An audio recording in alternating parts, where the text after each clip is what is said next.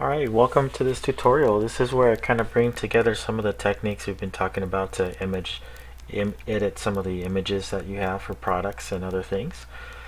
Just familiarizing you a little bit with some of the basic tools that I commonly use to make them pictures look a little bit better.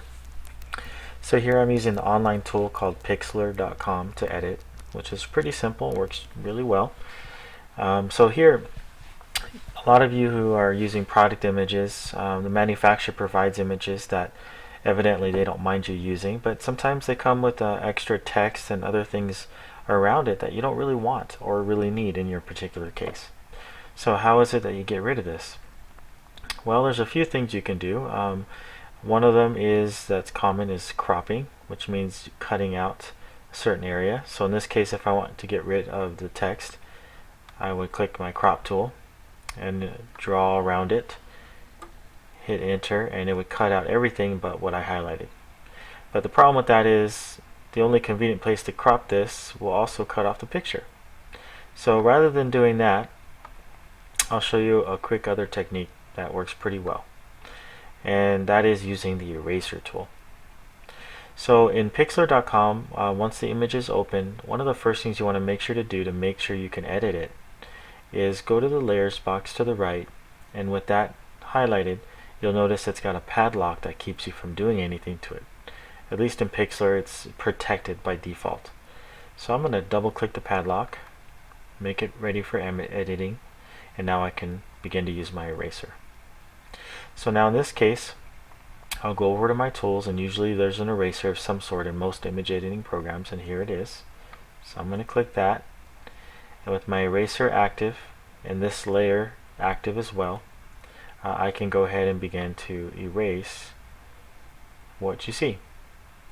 Now you'll notice it's kind of a faded edge, which comes in handy for various reasons, but most erasers, you have the ability to change the edges or brush size, and also whether it's a faded edge or a hard edge. Pixlr gives you a few different choices of eraser styles.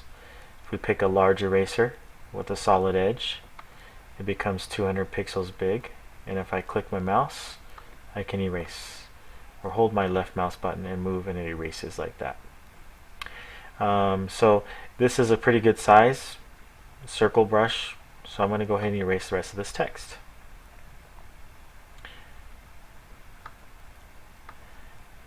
Alright, so I've gotten rid of all that text. Now you might think, well, wait a minute here, this looks horrible. Well, if you save this as a JPEG, all JPEGs will automatically be saved with a white background. So in this case, this area is white, and this will be white as well. But you might remember I showed you the technique using the wand tool to cut out your images from the background they're in. And so I'm going to go ahead and click the wand tool, and with the wand in the white area, I'm going to left mouse click.